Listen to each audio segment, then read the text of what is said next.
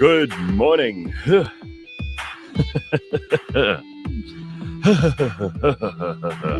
right, so Ryan sent me this picture. Let's start with this.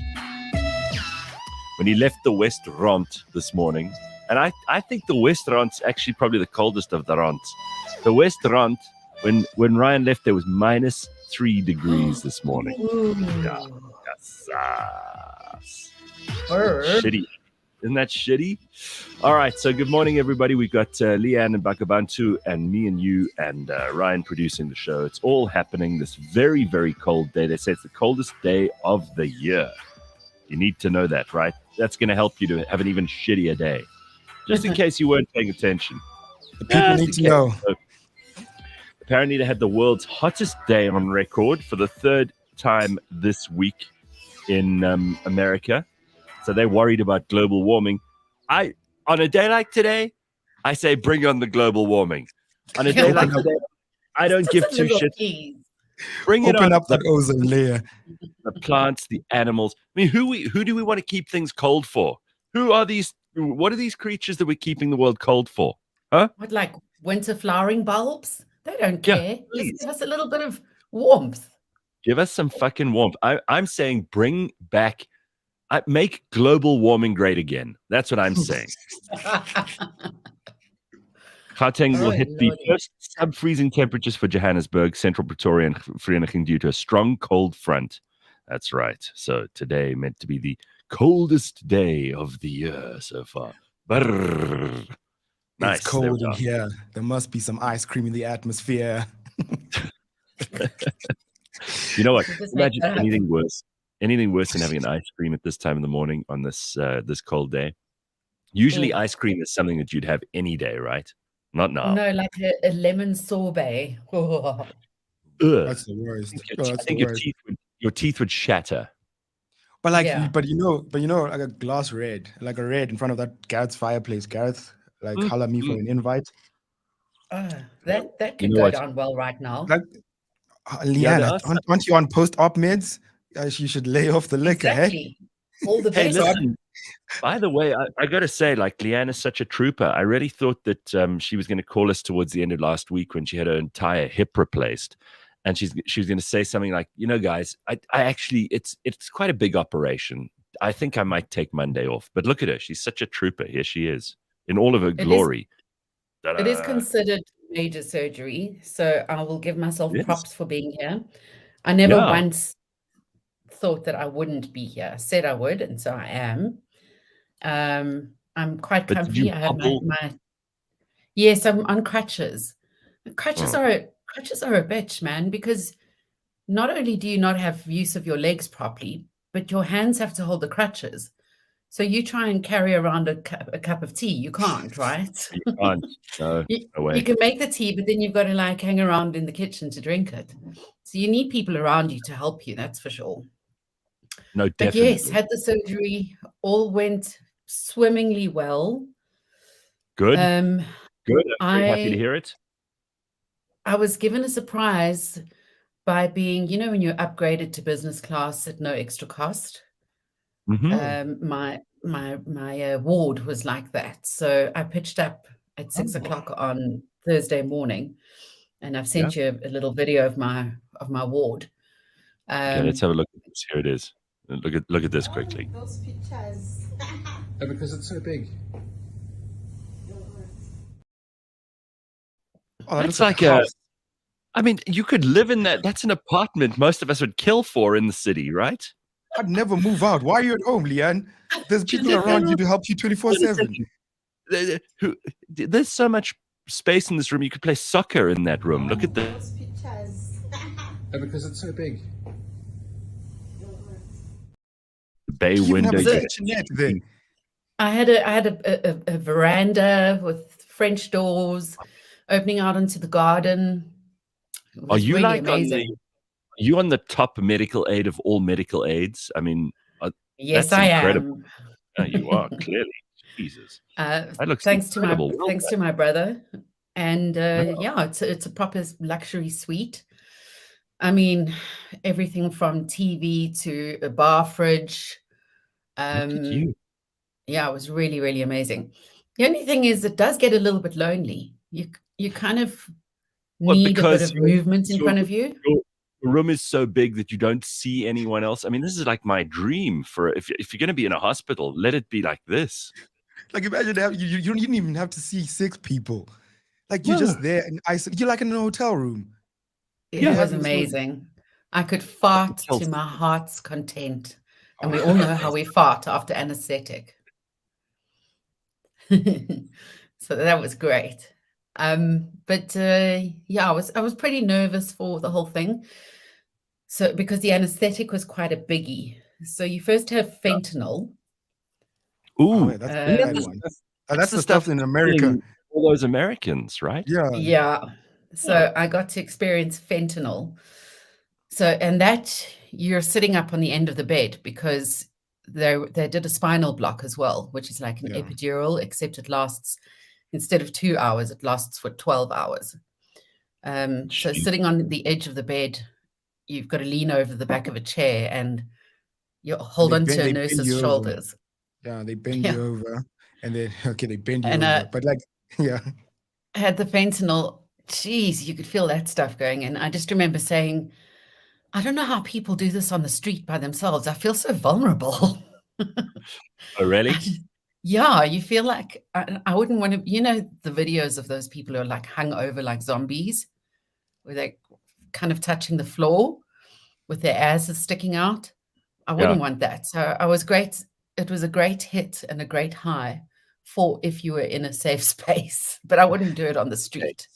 Right. So, but you'd be keen to do it again if we can get you some illegal. No, I actually remember saying I don't like the feeling. It was pretty trippy. Wow. Oh, okay. So I had that, then the spinal tap, spinal block, which you can feel. I mean, it's a 12 centimeter needle. Ooh.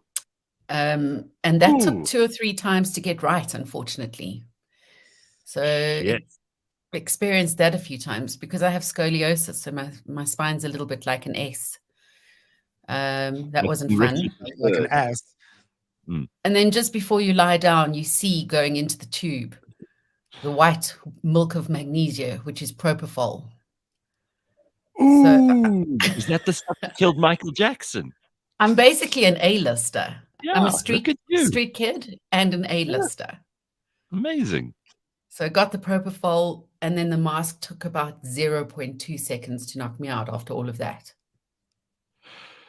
Well, I'm very proud of you for surviving and for making it through. But let's take a look at some of the gross pictures of what Leanne's hip looked like. Are you ready, everybody? Before you do that, I was just coming out of a fentanyl and propofol and whatever else high. And the surgeon ran over to me and he was so excited. I was in recovery. He was just so excited to show me the photos. He's like, "Are you awake?" So I was like, yes. "Oh, are you awake? Are you awake?" "Yeah, because I want to show you the pictures." It was so cool. I had everybody feel it. And then I cut it open. So here we go. Oh, my God. All right. So here's what your hip looked like. Now, this is what you told us was necrosis, right? Yeah. This is the femoral head. Oh. And he said it was basically sponge. You could dip your finger into the bone.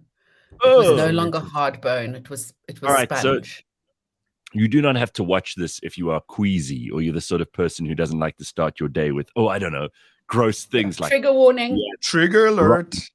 Are you ready, everybody? Here's a little wake-up call. You want to be grateful about your day? Here we go. So that's the whole thing. And then the one before is it cut open. And even the anesthetist said she was told. So the pink bits there at the top, that's good blood supply. The middle where it's just white and towards the very center. I think we've seen enough. I think we've seen enough. I mean, why punish ourselves? It could have made a good stew, Oh. All that bone marrow. Oh, ew, Leanne. Cannibal vibes. Oh, ew. Jesus. How disgusting. Yeah. Oh, that's all we need. Yeah, the first night I was in Agoni, and you only get a certain amount of painkillers, but now the pain management's good. My leg's quite swollen. I look like I'm a bit of an elephant man on the left. And no showering or getting the bandage wet for 10 days. If you So do, what do you and do? it was, You have to be wiped you have down. you have to have a wash, really. But that's why one of the reasons why I'm at my mum's, because she has her carers here, so they've been helping me with that. I can do everything myself. It's just the lower legs and feet, because I can't really bend over like a pretzel. That's impressive though, that the recovery time is small. I mean, here's something rude from Hadmin. She says when we do hip replacements in dogs, it's basically the same procedure. They walk the very next day. Humans are such weaklings. I suppose that's true. Yeah, it's so true. Yeah. And of course, remember now they're doing them anteriorly, as I mentioned before. Posteriorly, so near your backside, they would cut through muscle. Anterior, they cut through the flesh, and then they open the two muscles and go right through the middle of that. So there's no muscle recovery. So I'm walking around fantastically. It's pretty great. I'll tell you that much. I'm very impressed. Belladonna wants to know, did they give you exercises to do? They do. I do have physio exercises to do, but you don't have to go for actual physio. And the physio is so easy. Again, you're not rehabilitating muscle. Muscle, yeah. Yeah. So it's like, flip, guys, if there's a hint of the fact that you need a hip replacement, the younger you are, the better to do it. It's pretty straightforward, easy. The only thing is, as mentioned, keeping the wound clean. And in fact, on the morning that I was discharged, a man who'd had the same op as me was readmitted. He got his bandage wet and it became infected. And what happens with an infection is it latches onto any foreign body, right? So his entire hip replacement had to be replaced. He needed the whole op again. That is terrible. Oh, just don't let that happen. God's sake. Yeah. All right. Well, all good, guys. I'm pleased that you made it through. You were our guinea pig, so now you've proven that it can be done. The rest of us, replacements for everyone. The rest of us who've been waiting for you. Yeah. Those of us who've been waiting on tenterhooks for our hip replacement, and now we know it's an okay. It's a go, Leanne Mole. Okay, so there are lots of things we have to get into this morning, being a Monday. The weekend was absolutely chock full of sport, and we've started a new sports feature on a Friday, which also carries on into Monday with Supabets, and with Ben on a Friday, with Bakh'abantu on a Monday. We're going to look at the results of some of those sports, or some of those games, some of those tournaments, some of those big competitions that were on over the weekend. Of course, even I, as a non-sports fan, was roped into a little bit of rugby, a little bit of tennis, a little bit of drickus, a little bit of all kinds of things. So we're going to talk about cycling. No, I didn't watch cycling. Sorry. I draw the line at cycling and Grand Prix, which I know are two areas that you and your family love, Leanne. I draw the line at cricket. Oh, cricket! I can't watch grown men stand in a field for hours waiting for one small little ball. So dreary. But Bakh'abantu wants to continue the theme from last week, because he reckons the end is nigh, and there's more evidence that the end is nigh. Go ahead, Bakh'abantu. Over to you. Ring the bells, ring the bells. Not the shame bells this week, Gareth. We are ringing the doomsday clock. The end is nigh, the end is nigh. Bakh'abantu says the end is nigh. So let's carry on. Have you seen the weather lately? We're all complaining that it's boost cold. So I got this clip, right? No, not this pic, from Yaku Voigt, who does analytic. Yes. On Cliff Central. Catalytic, sorry. So Catalytic Yaku, is his business. The show is called Unbundled. It's okay. Unbundled. We'll make mistakes. All right. I'm tired. It's a Monday morning. I was watching Drickus whoop some guy's ass. Go on. So now the weather all over South Africa, if you throw up the pic, everywhere in South Africa, it's snowing. Have you ever seen snow in South Africa? I am talking knee-high snow in the Eastern Cape, especially because I was in the Eastern Cape. There's just snow everywhere. So that's why it's cold, people.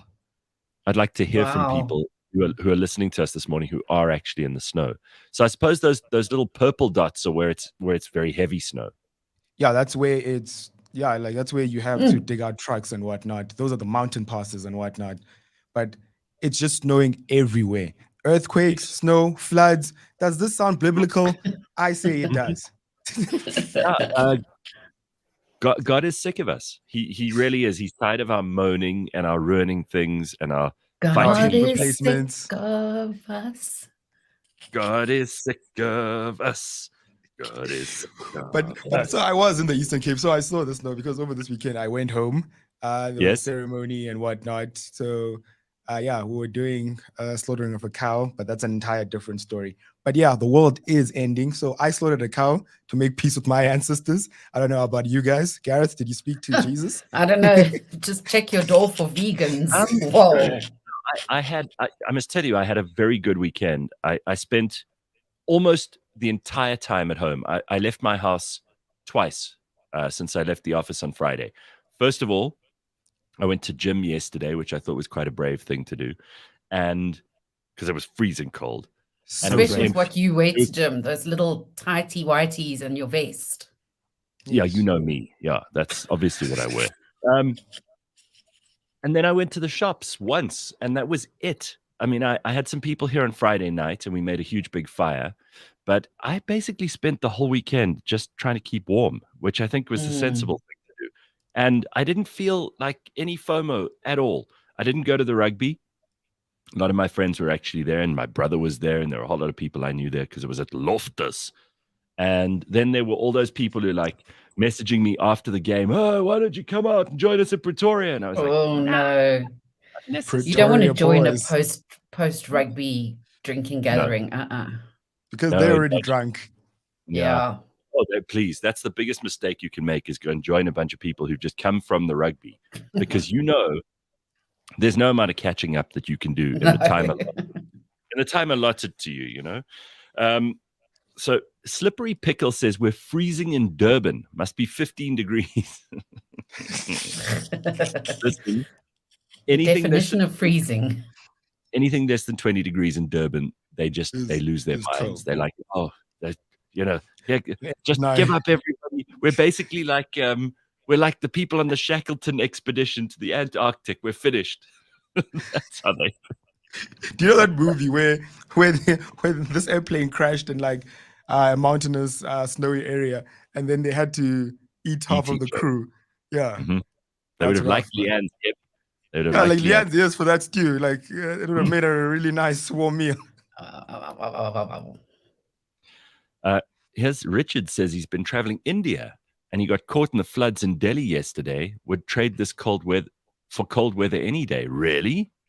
Oh, no. Jeez. I can handle the heat. I like a bit of heat, but don't give me cold. No, but floods. Sive says, and rightly, this is the time to strike. Sive says, since the world is ending, I would like to tell you all about the Lord Jesus Christ. Have you heard the good news, Sive? Oh, shame. You know what? That reminds me. You know, when you're being admitted and you have to fill in millions of forms. And one of the questions the really sweet nurse asked me was, well, she looked at me and she went, Christian, to fill it in. What did you say? I said, no, atheist. So she said, atheist, I've never heard that one before. How do I spell it? So I had to spell it for her. And then she said, I suppose even the atheists, when they go to hospital, are like, nah, put me down as a Christian just in case. Well, so I'll tell you in retrospect, but she said, I've never heard of it before. What does it mean? So I said, unfortunately, I don't believe in any higher power or other religion. And she said, oh, I said, I'm so sorry. I felt terrible. But then I realized afterwards, it's for if they need to call a priest or an imam or something if you're dying. So I should have just said Christian. No. Cover your have you ever bets. heard of agnostic? It's called hedging your bets. Most of the atheists I know are not these hardcore, like, you know, I'll to the moment of my death. I mean, I know some people like that, but they're in the minority. Most of them will just go, oh no, if anything happens, just throw me in with the Christians. Call a priest. Throw me in with the Christians. Muslims. Well, it's more for the family anyway, isn't it? So I should Dr. have. Hanan said sitting on the fence is disgusting last week, guys. So you should not sit on the Oh, face. You yeah. should not hedge your bet. But have you ever heard of something called agnostic? Yes. So Exactly. I'm Go ahead, actually yes. an agnostic Agno- atheist. Yeah, agnostic. You cannot prove nor disprove that the existence of a higher being. So you're out of the entire conversation. So yeah, a lot of people should identify as agnostic. But hedge your bets, guys. Do a bit of the ancestor stuff that I was doing, do a bit of the science stuff that Leanne was doing, and then tick that Christian box. If the woman had trouble spelling atheist, then don't give her agnostic to spell. That's even worse. No, exactly. But then 2 seconds later, a tiny little lady beetle was crawling over my sheet, and I went, "Oh, cool, a lady beetle. That's good luck." It just makes you realize how stupid we are. No, we are. Knee deep in shit water is what Richard was saying about being in India at the moment. Ugh, the floods in Delhi. Shit water. But like Well, they eat a lot of curry though.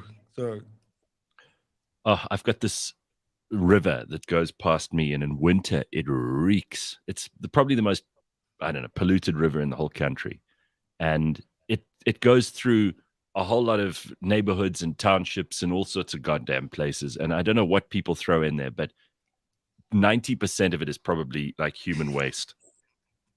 So I don't even know, but in winter, it smells at a particular time of night. I don't know what happens, but there's around 6 in the evening, there's this waft that comes past me, and I'm like, oh, sweet Lord, do I live on a sewage farm? It's so bad. It makes me think, actually, I should just sell this place and move somewhere else. But then I should make sure that whoever buys it doesn't come at 6 in the evening. well, it was the great Donald Trump who said Africa is a shithole. It is. It's absolutely. I can absolutely guarantee. I can literally prove that to Donald Trump. All right. So, a couple of shame. Zwandile. Shame. This is the saddest thing. He says, just came back from the night shift. I literally just removed a frozen teardrop from my face. That is how cold it is out there. Sure. Oh, imagine spending, like, if you do these 12-hour shifts. Oh, no, thank you. Being an atheist in a highly religious country, you have to deregister from the church or else they tax your salary. The law passed by Hitler. Jesus, Nikki, calm down. I don't think Hitler's laws are particularly relevant anymore, but okay. Calm the fuck down, Nikki.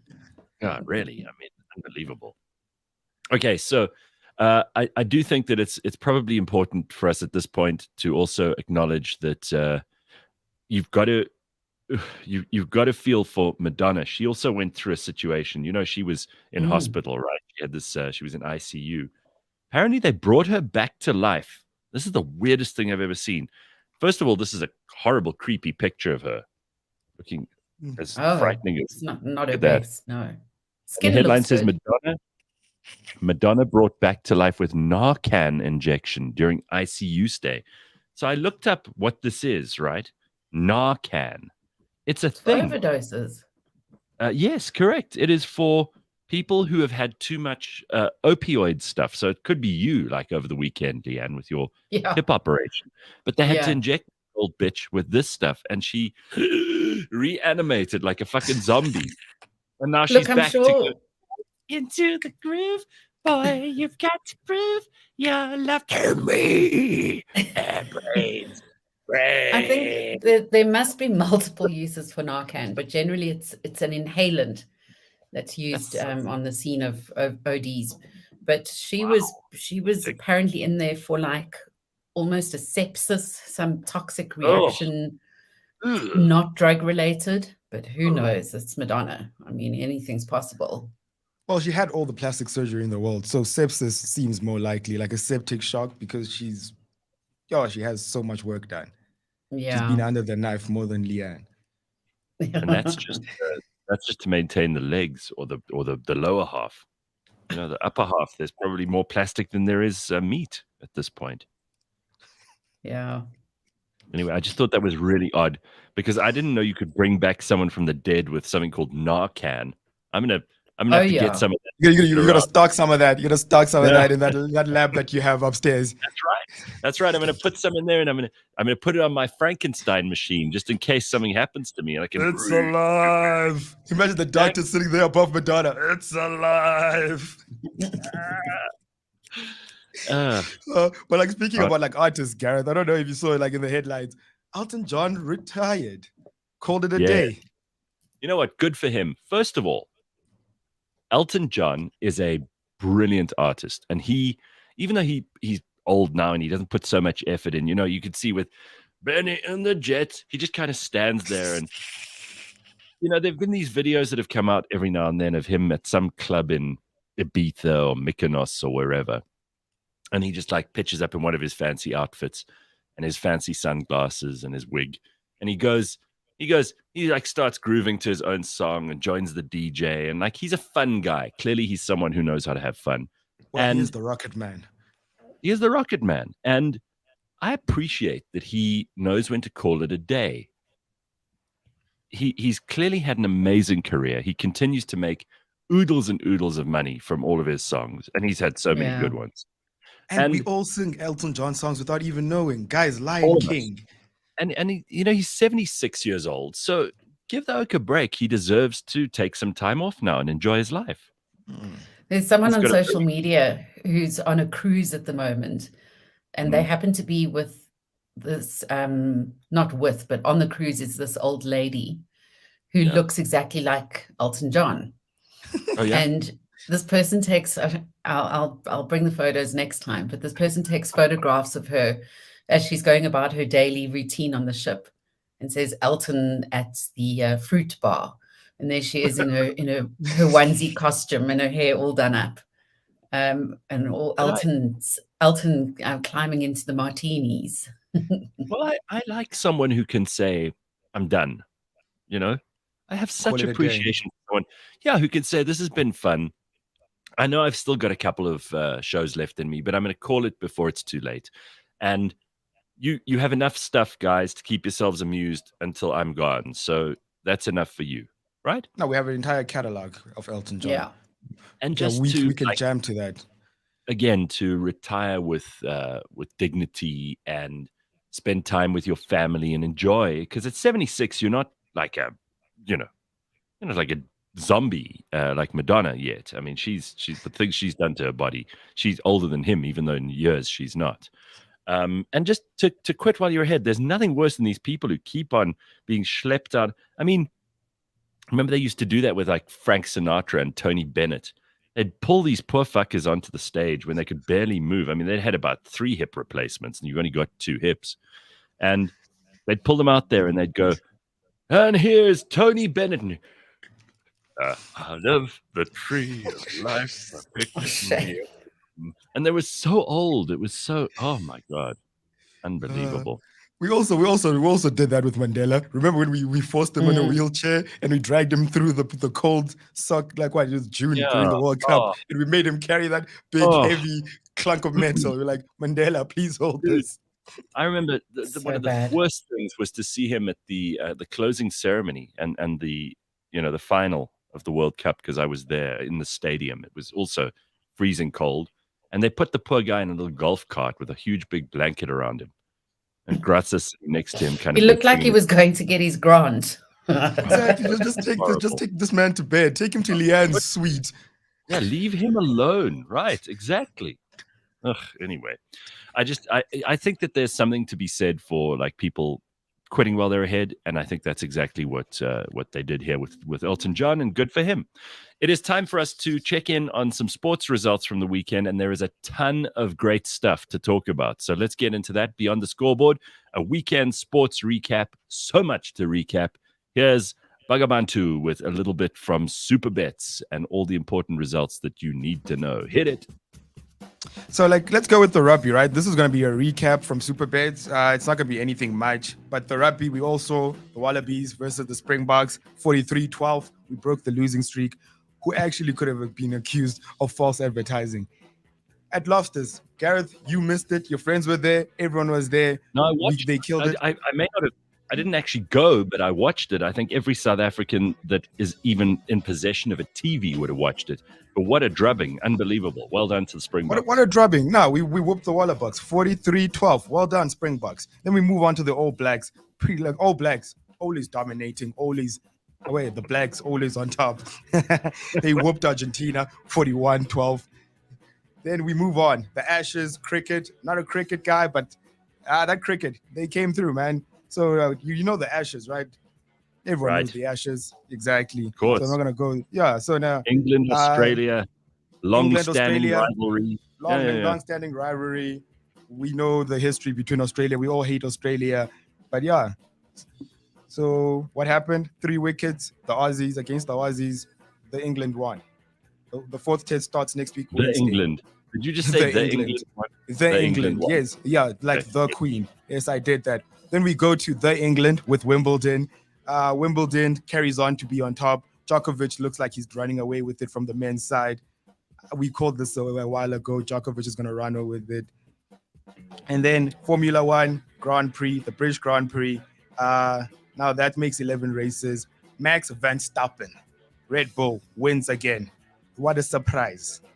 We don't know this. But the main event, guys, is the Safa called Dricus du Plessis, UFC 290.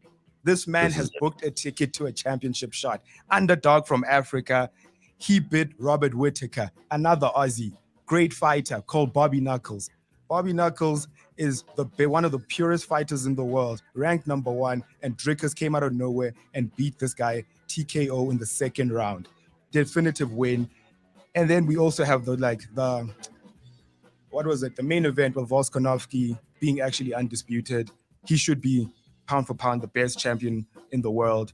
He's one of the great Aussies that I respect. But Cameron Simon also secured a 1st round victory. Yeah. So there were 2 finishes at the UFC.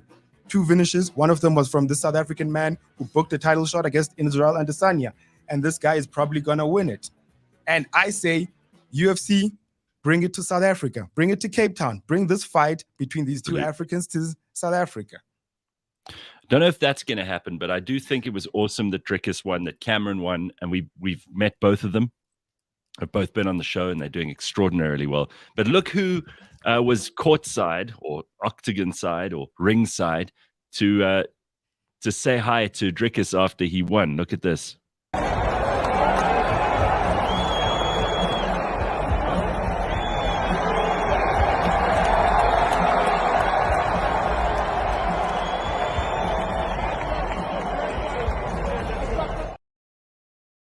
There we go. You see who that was? Tremendous. Unbelievable.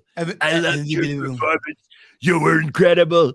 I thought you were very good from the beginning to the end. You know I'm a wrestler. I know this stuff, obviously. Oh, yeah, because he is a wrestler. He is a Hall of Famer. I forgot about that. But yeah, that's Supabets, guys. That's what we do on the Gareth Cliff Show. Every Friday, catch Supabets with Ben Kopinski. He gives you the lowdown. I give you the results. And that's it. Yeah, thank God we don't rely on you for commentary. We just rely on you for results. Very good, though. And I also think, it couldn't come in a better time when we're all cold at home to watch Formula One, Wimbledon, the Ashes, rugby, UFC. Very, very nice. Very, very nice. So I think even for those people who are not big sports fans, a great weekend of sport. Okay. I've not listened in a few months, says this. I don't even know how do you pronounce that symbol with like 2 colons. Ask Elon Musk, he'll know. I'm going to say 2 colons, says, good morning. I've not listened in a few months. Also, it's Puss Cold in Joburg today. Yes, it is. 2 colons. All over. Very, very cool. Yes. Anyway, I mean, I do think there are probably a lot of people who are heading to work in this freezing cold this morning, feeling very sorry for themselves. And if that's you, you're not alone, right? It's not just you. So don't feel sorry for yourself. You can moan and complain. One of the things that people do, I think, is that we drink too much coffee and tea when it's cold because we take coffee and tea at the office just to warm our hands up. That's what I do. So I think a lot of people be over caffeinated today. That is true. That is true. I have what? Look at this. You see? Here we go, proving my point. Okay, Let's look at a couple of news headlines. There's a lot going on. So, a Durban man who was captured in viral video footage in the July 2021 civil unrest will face 18 months of house arrest and perform community service for 16 hours a month.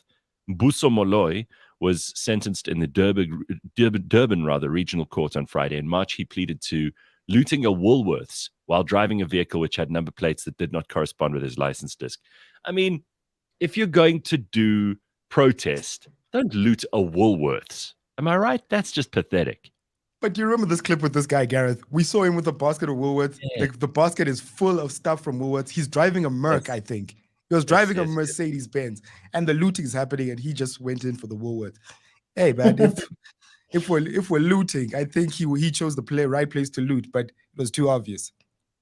Well, he did that, and now he's been caught, and he has to do exactly 16 hours of community service a month, plus he's got 18 months of house arrest, which is, that seems fair to me. You want to steal and loot, you're going to get punished. That's what's going to happen. Exactly. There's been R1 billion wasted at the post office, and there's no punishment for executives. Are we surprised by this at all? Anybody? We're not. But I thought the South African police office was closed, but we're still funding them with billions. I would be less angry than I am. I'm very angry about this, but I'd be less angry if we'd actually received the post that we would do.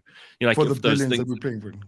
If the things that I'd ordered 6.5 years ago actually arrived in my post box or at the post office, I'd be thrilled. I'd be willing to put this away. But the South African government hasn't punished any post office executives for spending money destined for the state-owned enterprise's turnaround plan. The minister added the South African post office's outdated operating model has exacerbated the situation. You don't say. We do acknowledge that better management decisions should have been taken, the minister said. He also detailed government's intervention measures to get the post office back on track, including, guess what, an injection of 7.3 billion rand between 2016 and 2019. So give them more money. That's the way to go. So my child stole money, so the solution is to give him more money to steal? Correct. That's it. That's how it works. Wow. Very good. Well done, everybody. Excellent stuff. Great stuff. Great work. Bigly. Tremendous. I'll leave the rest of the news to after Dr. Hanan, because we've got to check in with him just now. I mean, that's part of our Monday routine, right? Correct. We want to make sure that we're on an even keel. So, Leanne, that we're calibrated. Just to go back to you for a second. With your hip replacement that you had, do you have to sleep on the opposite side? I sleep on my back, but if you do want to sleep on your side, then yes, you would sleep on the opposite side with a pillow between your legs. And you have to sleep on your back also because of your enormous tits, right? So you can't sleep on your front. Isn't that right? No. As you get older, they don't carry much substance anymore, so it's not really a problem. You can just throw them around. Just to be honest, you can just tuck them in somewhere. Tuck them into your pajama pants. Doesn't matter. Whatever works. You know? Oh my God. But wait, tip from Leanne, don't freeze your tits off, just tuck them into your pajama pants. It's funny though how we as girls go, I'm freezing my tits off today. Guys go, I'm freezing my balls off today. Those are the two things we go to when we want to explain how cold we're feeling, right? But it's true though, when you get into a cold swimming pool for girls, the boobs part is the worst. Mm-hmm. When I studied, we went on 8-stoppie to the post office depot and sorting facility. Wow, it was amazing. Terrible to think that all of that has gone to shite, says Tracy. Yeah, it has, I'm afraid. We also did that, Tracy. We also went to the post office in our local town. It was ran well. People just shoving stuff everywhere. But that was what? That was not that long ago. That was 2009. It was still running well. Then somewhere along the line, Jacob Zuma, everything went to shit.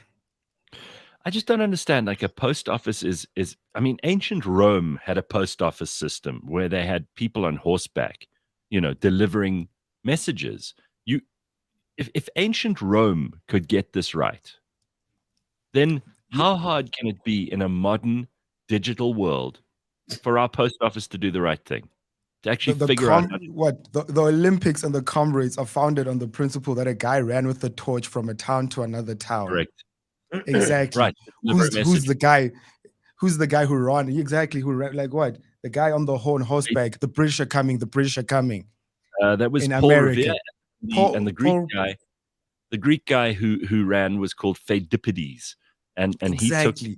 he took a message that the Persians were coming to the Greeks. Was his sister Serendipities? Serendipities, that's correct. That was her name. Yeah, very good, Leanne. So now, if this was figured out in ancient Greece, in ancient Rome, then fast forward, just before the Civil War, the British are coming. The British are coming. Right. Yeah, Paul Revere. What are we doing, South Africa? 7 billion. We need 7 billion to fix it. Well, another 7 billion because we've already given them. Have you actually been into a post office lately? Yeah. Have you been into one? I've been into like renew my license or whatever, and they're derelict. They're like falling apart, unhygienic, dirty, with one person working there. So where's that money gone? And then they tell you, Leanne, after standing in a long queue with that one person, system offline, ma'am. Come back next I'm going week. for tea. The system is down. System is down. That's all they say to you. But I have to ask this question, like, why are we still keeping it going if it's such a disaster? I mean, there is Postnet. We do have alternatives. They cost a fortune. I mean, if you've ever sent a letter via Postnet, you'll know what I mean. It's like 100 rand. Exactly. It's like 100 rand, Postnet to Postnet. That's not even to your door. Correct. But again, that's privatization winning over government doing stuff. So governments, get out of the way. Let business. Yeah, absolutely. So let's let Postnet take over where the post office has let us down. A lot of people making comments on here. Tracy also says the first post office in South Africa was a tree in Mossel Bay. The first Portuguese explorers established it. I think that was back in the 1400s. Well, we're back.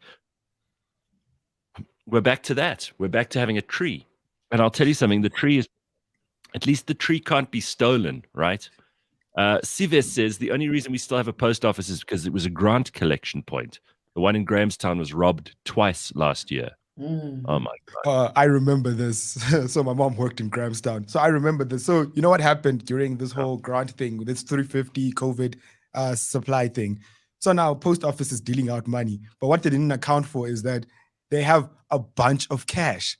So people used to just come and loot because they're not a bank. They don't have vaults and whatnot. Right.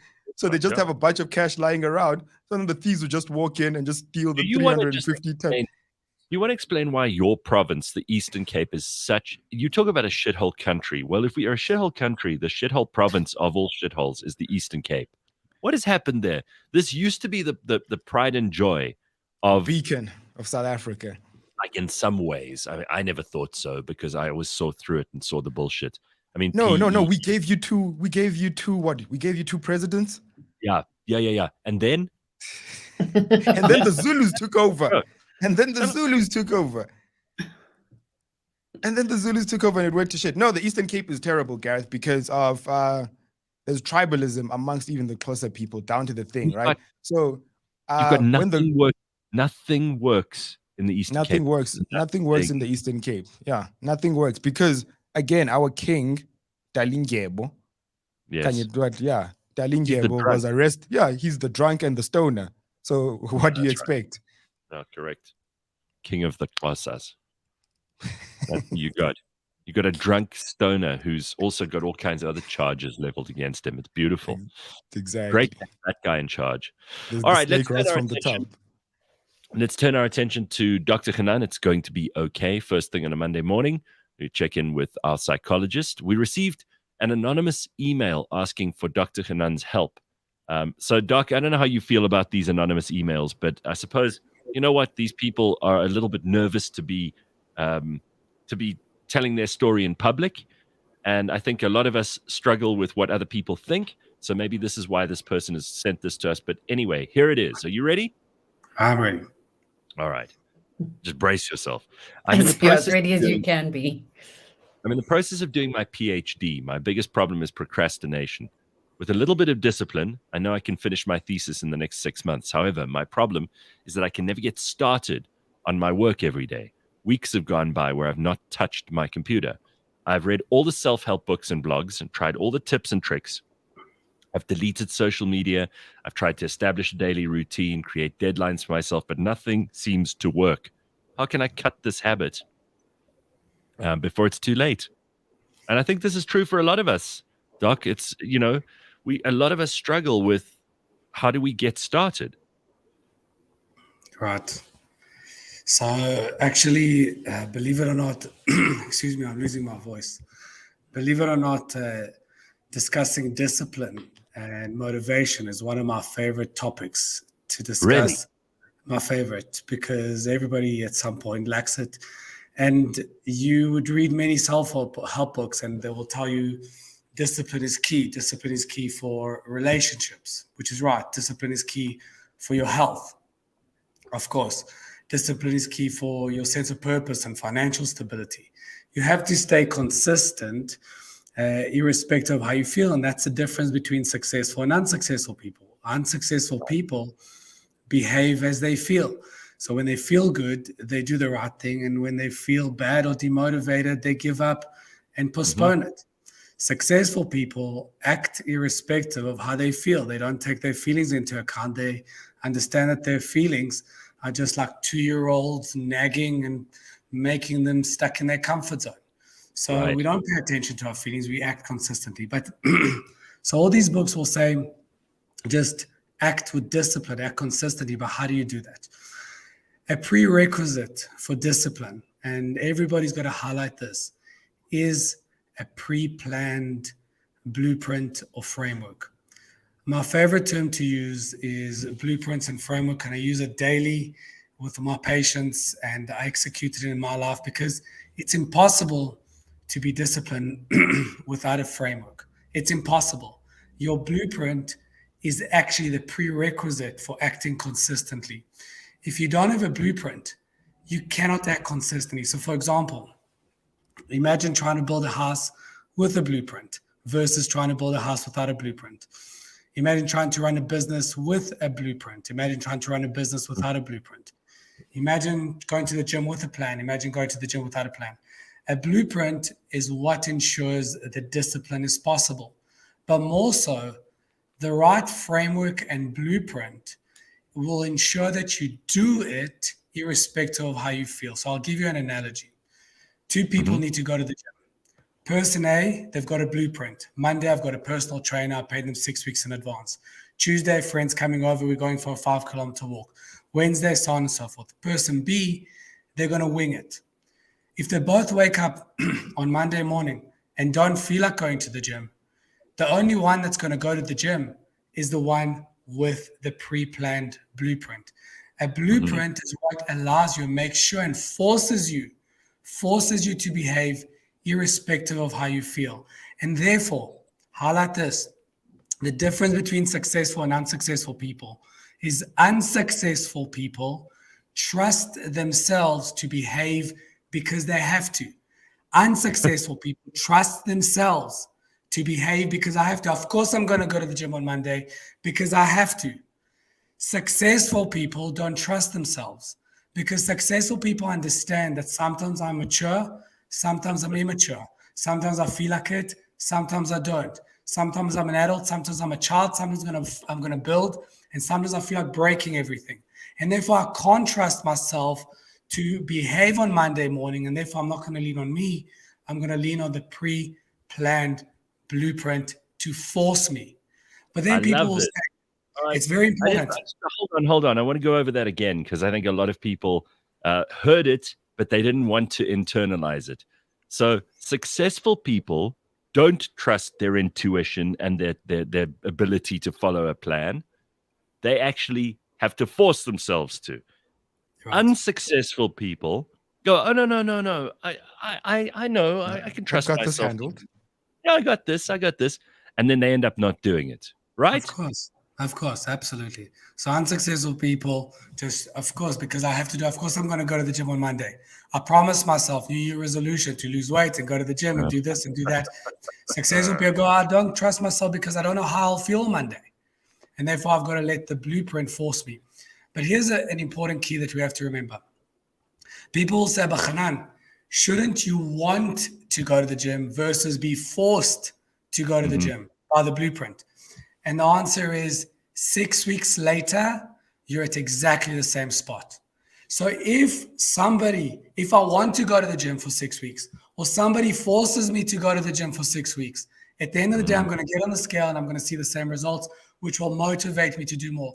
So don't worry about wanting versus being forced. Create a framework and a blueprint and a method and a system that forces you to behave irrespective of how you feel. And I'll mention one more thing, just one more thing, because I think this is important. The more difficult a discipline is, the more specific and well-defined the blueprint has to be. The easier the discipline is, the more general and pixelated the blueprint can be. So for example, take a gym fanatic, somebody that's whose health is and going to the gym and staying fit is part of their lifestyle. If you give them a very general blueprint, go to the gym Monday, Wednesday, Friday, they'll outdo you. They will go Monday, Tuesday, Wednesday, Thursday, twice on Friday and twice on Saturday. They'll outdo you because that discipline is so easy. But if you turn to somebody that's never seen a gym in their lives, they're overweight, they don't know what health is, and you give them the same blueprint, go to the gym Monday, Wednesday, Friday, forget it. It will never happen. For them, you have to be much more defined with your blueprint. Monday, I'm coming to your house, I'm packing your bags with you. Tuesday, you better wake up at 7:30, I'm knocking at your door. Wednesday, I've got a personal trainer that we paid 6 weeks in advance for. You have to be much more defined with your blueprint, the more difficult the discipline is. That's brilliant. Brilliant. Bakh'abantu, I can see you nodding along. You agree with all of this, right? Makes sense. Yes, no. Yeah, it makes sense. What Dr. Hanan is saying, just hold yourself accountable, guys. And then like what? How do you eat an elephant? Sticky for sticky, piece by piece. You need a blueprint. This makes sense. Yeah. So how did you lose your voice? I went to the rugby on Saturday. It was epic. It was epic. It was epic. Were you shouting and screaming at the top of your lungs, or did you catch something? No, I was shouting and screaming like a little girl, like everybody else in the crowd. It's lovely. Beautiful. Yes. Awesome. Love it, Dr. Hanan. Yeah. All right. Nice. So I hope whoever it is that sent us that email is sorted now, because Dr. Hanan is right. You need to draw up a blueprint and stick to it. And, again, this is by no means advice, but there's a writer that I admire tremendously who says, even if you just write bullshit, sit down for half an hour and write, even if it's terrible, you have to do the discipline of actually getting the thing started. You can't sit around and wait for something to happen. You have to have a blueprint. You have to sit down and make a plan of action, just like you would draft a plan for building a house. And people will say, you know what, guys, people will say, oh my God, but that's so much hard work. And my answer is, well, welcome to life. Yeah. Life is hard work. Yeah. You know, the reality, guys, the reality is having a terrible relationship is hard work, and having a good relationship is hard work too.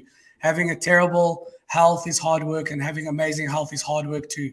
Having a terrible job is hard work, and having an amazing job is hard work too. You choose your hard.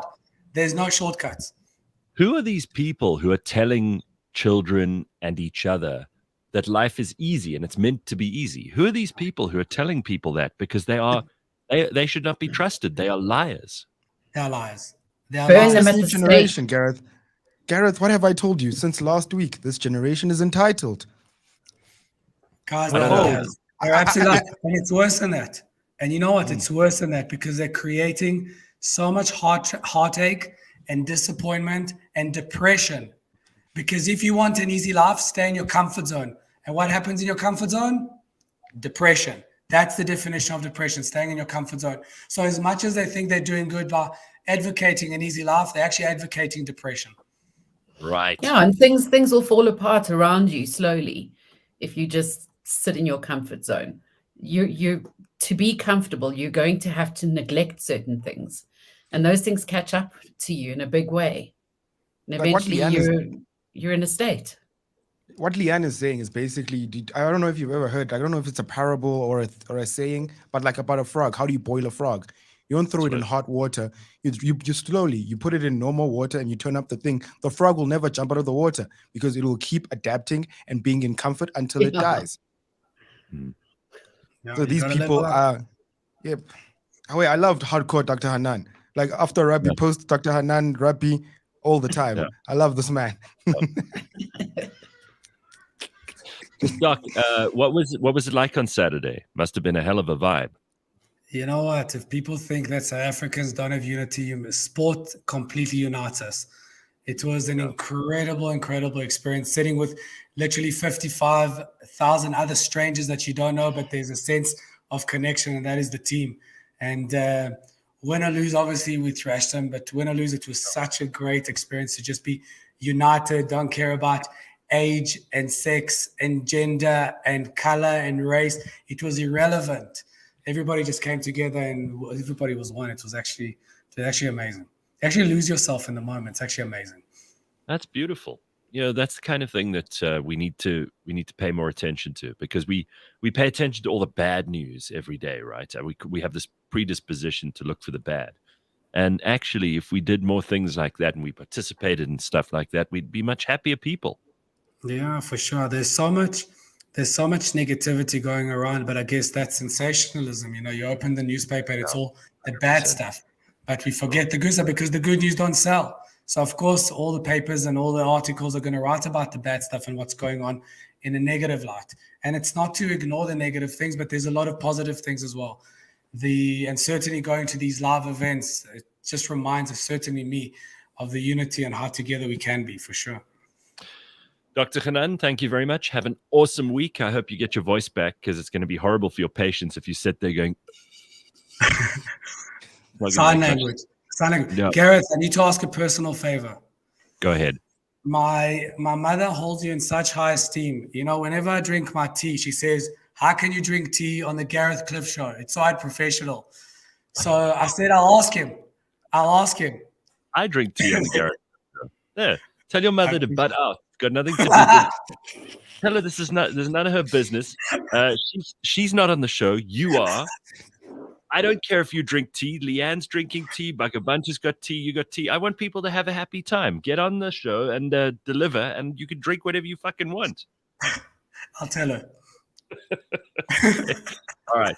Thank you, Dr. Hanan's mom. All right, everybody. Have a happy day with Dr. Hanan. Next week, Monday, we'll have some more. And there's some really, really helpful advice from him there about blueprints. We'll be back in a couple of minutes with Leanne and Bakh'abantu. Thanks, Doc. We'll check you out next week. Ciao. Up next in the Auto Trader podcast. One of the things that people have kind of spotlighted the most is that there's certain issues that have come with kind of the infotainment systems that are on the market right now. One being, there's menus and menus and menus hidden behind different menus and menus and menus. The simplicity's gone. And as soon as you start removing buttons, for instance, then you have that problem just gets compounded. So do you think that infotainment systems should not be, do you think they should be done by, like, for instance, Apple CarPlay and Android Auto right now is kind of the wave? Catch us every Monday at 9 a.m. on YouTube and on autotrader.co.za. Hi, I'm Barrett Edelstein. Join me for my podcast, Celeb Savant. Today I'm with Sophie Ellis-Bextor. So right at the moment, I'm at home in London, but after I speak to you, I'm going to pack my bags. 3 of the members of UB40, Earl, Matt, and Jimmy. Well, we're in the middle of a tour at the moment. A career retrospective with actors, singers, and entertainment industry experts every Friday morning at 9 o'clock on cliffcentral.com or wherever you listen to your podcasts.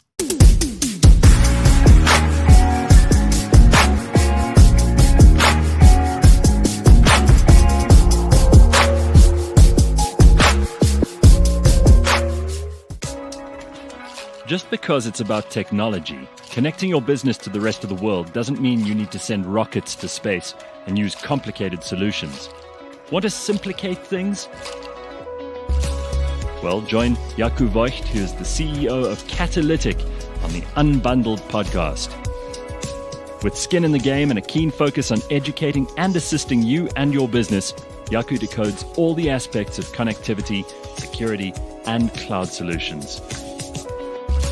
Unbundled is brought to you by Catalytic and is available on cliffcentral.com, Apple Podcasts, Google Podcasts, Spotify, or wherever you get your podcasts.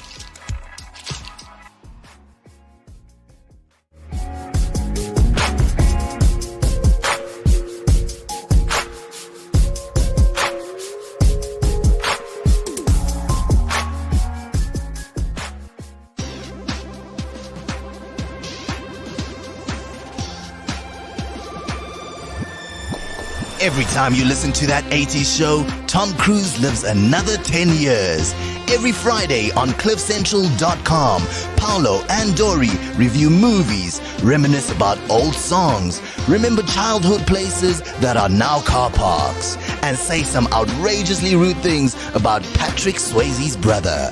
That 80s show, new episode every Friday, live or as a podcast on cliffcentral.com.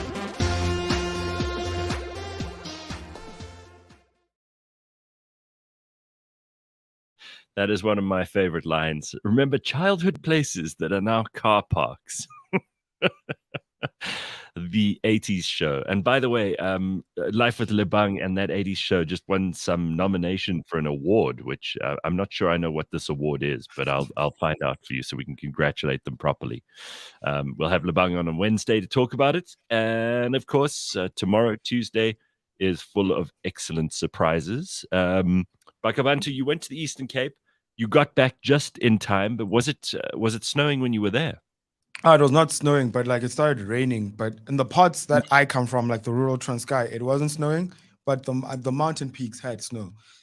But it was cold. It was death cold, Gareth. Yo, it was death cold. That's what I can tell you about. We're there for a ceremonial cow. So yeah. So vegans trigger warning. I was like, take me, it's too cold. The end is nigh for the cow. Exactly.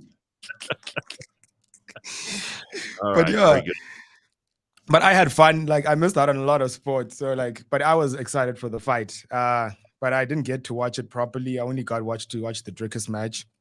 I was really excited. I was really surprised. What time was that? Because they were both at like ungodly hours of the morning. No. UFC is always an ungodly hours, but you stay up for it. If you're really into that stuff, you stay up for it.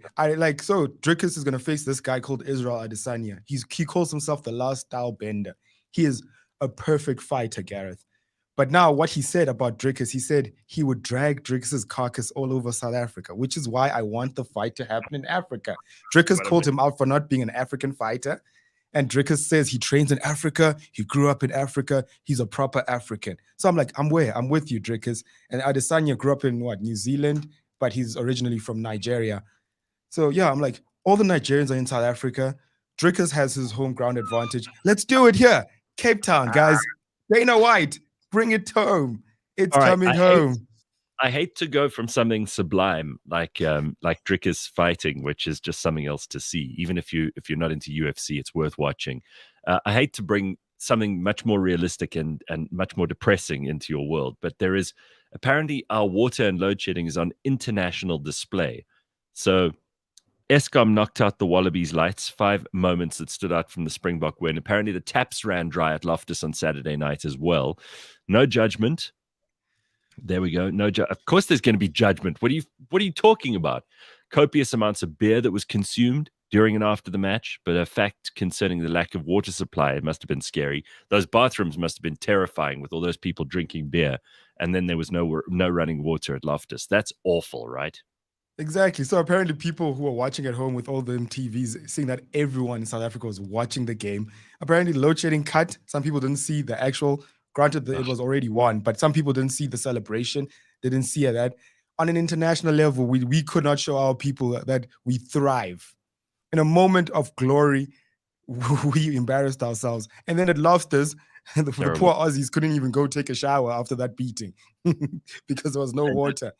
That is absolutely appalling. I mean, really, that's just shocking. It beggars belief. Apparently, Joburg Water are warning that today there are going to be problems with water all over Johannesburg. So Holding thumbs, people. What can I tell you? We are run by the very worst among us. This country seems to have chosen to administer it, the most incompetent people we could find. So now you know, if you don't have anything, thank you very much to the politicians, in particular to the ANC, for not being able to run anything properly. We spoke about the post office earlier. Now you know it's also happening with water. Of course, you were very much aware of the fact that it was happening with electricity too. So just get ready. This is what we've got to deal with. So like a story pops up as I wake up. Electricity minister is like, because of the cold front that just hit out of nowhere, granted, we knew this was coming, load shedding might be a problem again. But remember what Gwede said? No load shedding. Yeah. No, I love the way that now these guys, they'll hop onto anything, right? They'll hop onto the weather. That earthquake. They'll talk about they'll blame the rugby. They'll say, oh, because of the rugby, we can't guarantee that there won't be any load shedding. There'll always be some excuse for them that doesn't involve their incompetence. We know why this is happening, guys, and we don't believe you anymore. We know it's because you can't manage anything. You can't administer a piss up in a brewery. So if you're wondering where Leanne is, it takes her a long time to take her like tea break now. So we're just waiting for her to get back from the tea break because she's just had a hip replacement, for God's sake. Give the woman a chance. Here she is. Look, she's trying to sit down at her table. Watch. They're the crutches. Oh my God. In all of glory. There we go. Dun, dun, dun. Oh, down old woman creaks. There we go. Look at her. But I'm proud of you. Your microphone. Everything does take longer. That's for sure. She thought she could make a cup of tea, but it ended up being like 10 minutes. Yeah. But Gareth, look, we spoke about Woolies, right? Yeah. And we spoke about Elton John, one of the greatest gay people to ever exist. Do you know about these guys, these Christians who picketed the Woolies?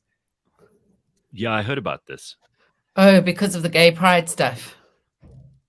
It was just gay pride month, and these guys are picketing a Woolies. You know, last month, June, was Pride Month, right? I mean, we need a whole month to be proud of someone's sexual orientation. This to me, this is just weird. Like, now I've got to go around congratulating straight, gay, or bi people on their sexual orientation. Hey, how you doing? Oh, you're straight. Congratulations.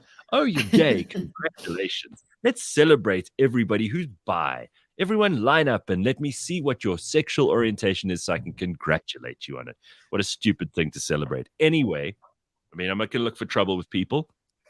Fact is, I don't actually care what your sexual orientation is unless I'm having sex with you. And neither should you. But Pride Month, because we have to spend a whole month celebrating someone else's lifestyle choice, is over. A couple of Christians are intent on punishing Woolworths for their initiative in June to promote Pride Month and have been protesting outside their head office in Cape Town this week. Look, I've got to say, Cape Town is a very popular and world-renowned gay capital, and I'm proud of that for Cape Town. There's something to be proud of. You know why? Because it brings in tourist money. That's why I'm proud. It's got nothing to do with people's choices about their sexuality.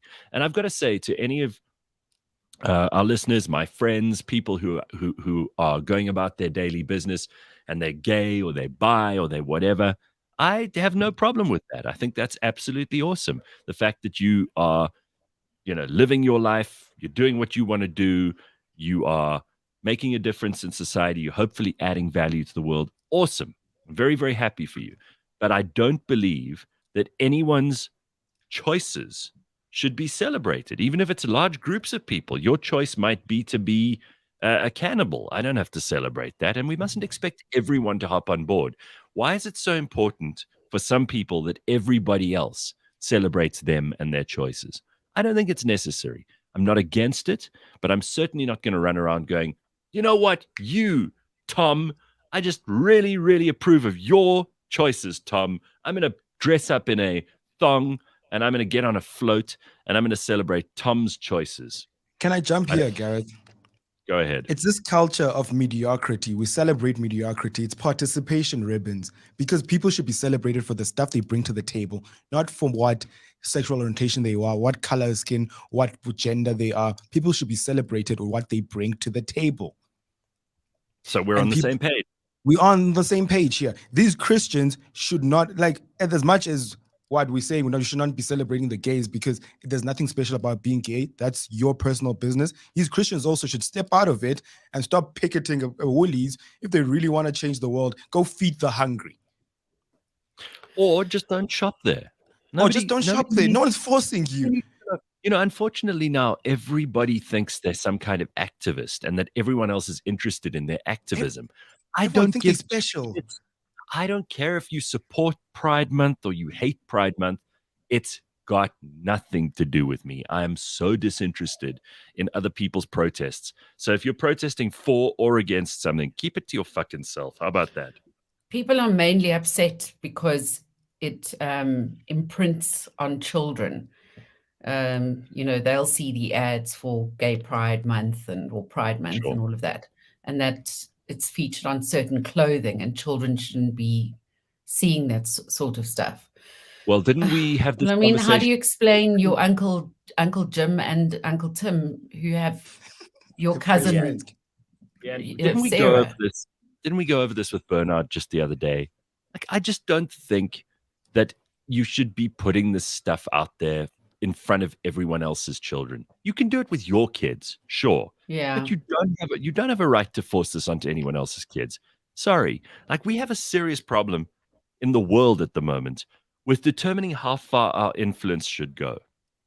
Most people think that they should have the ability to influence everybody and anybody as far and wide as they like. You have no such right. People aren't special. People should realize they're not special. So if you don't want to shop at Woolies, if you don't want your child to be exposed, then don't take them to Woolies. Then don't. There is a line where they should not be exposed to this stuff. Like, if Woolworths are smart, why would they alienate? I mean, so what's the gay population of the country, and even the gay allied population of the country, like the people who are very vocally supportive of the gay community? It's what, like half maybe? Including all the people on the gay allied side, the gallide side, the gallide, the gallies. Call it 50%. If you're a business, you want to sell to as many people as possible. So just take away the stuff that's obviously going to offend, stuff that's marketing towards children. Leave it out. Why would you be so dumb? What? So you can. It's jumping on these stupid trends as well. Virtue signaling. Virtue signal to all the other people in your elite group of friends. This is what happened with the woman with Bud Light. You remember? They put this stupid white woman in charge of Bud Light marketing, and she started this whole pride thing. What's her name? Where they got Dylan Mulvaney. They got a trans person. Dylan Mulvaney. Right. But they also got her, Nike got her to wear a women's sports bra. And she doesn't have boobs. They piss off the women, they piss off the men, they piss off the transgenders, they piss off the non-transgenders. Why would you do that as a brand?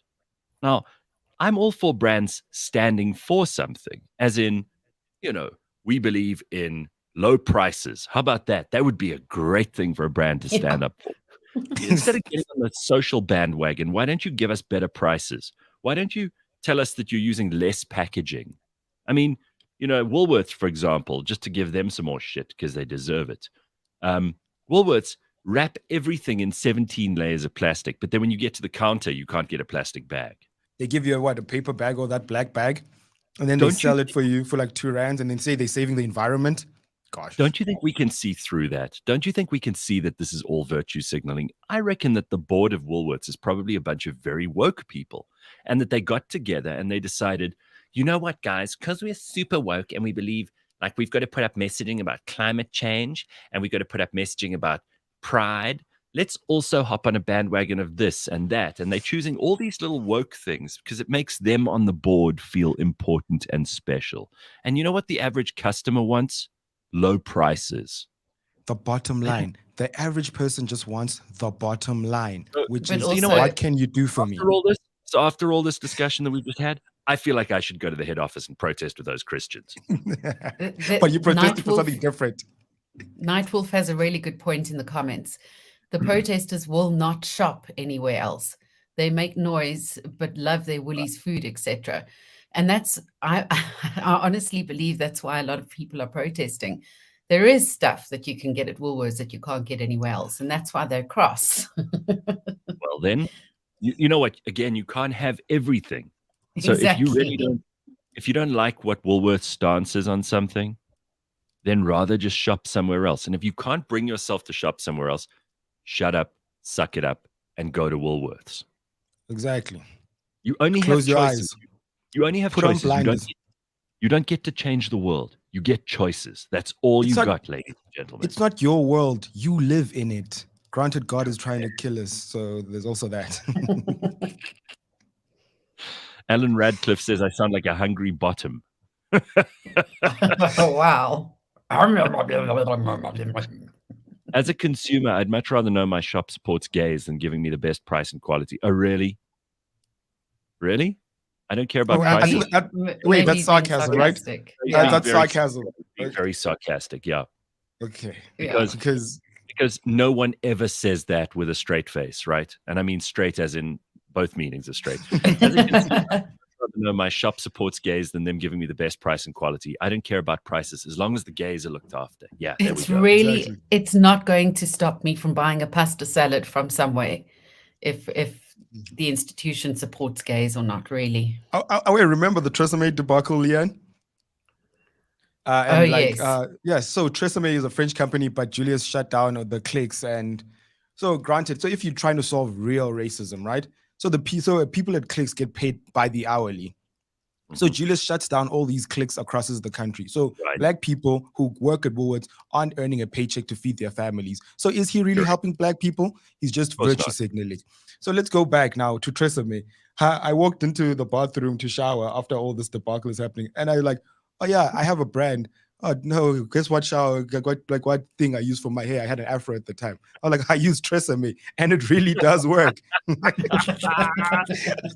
Yeah. I'm like, and it's cheaper than Head and Shoulders, and Head and Shoulders doesn't actually work for my black hair. So I think Tresemme, you are right. It does make your hair fine and whatnot. I don't care about what you say on your branding as long as the bottom line is met. It's cheap and it's good. It's like, for example, these people who are trying to sell me on a daily basis the idea of climate change. Now, I don't doubt for a second, and this is such a difficult thing to have a conversation with someone about if they're a fanatic. I don't doubt that humans are having an adverse effect on the planet, right? Nobody said that that's not happening. Don't you agree?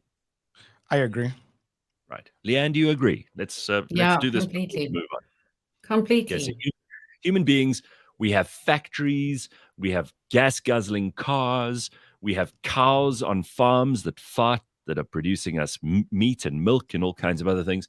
We use the planet like a guy who's going to go one night in Vegas uses a whore. And unfortunately, we must be responsible for that. But what I don't believe for a second is that governments all over the world and a bunch of bureaucrats and people who protest with Just Stop Oil, throwing paint on priceless works of art, or scolding us from the UN with "How dare you!" If those Greta Thunberg, if those people could do anything about climate change, surely they would. The fact is, they can't. They can't do a damn thing. All they want to do is impose taxes on the rest of us, which means we'll have to be paying governments more money.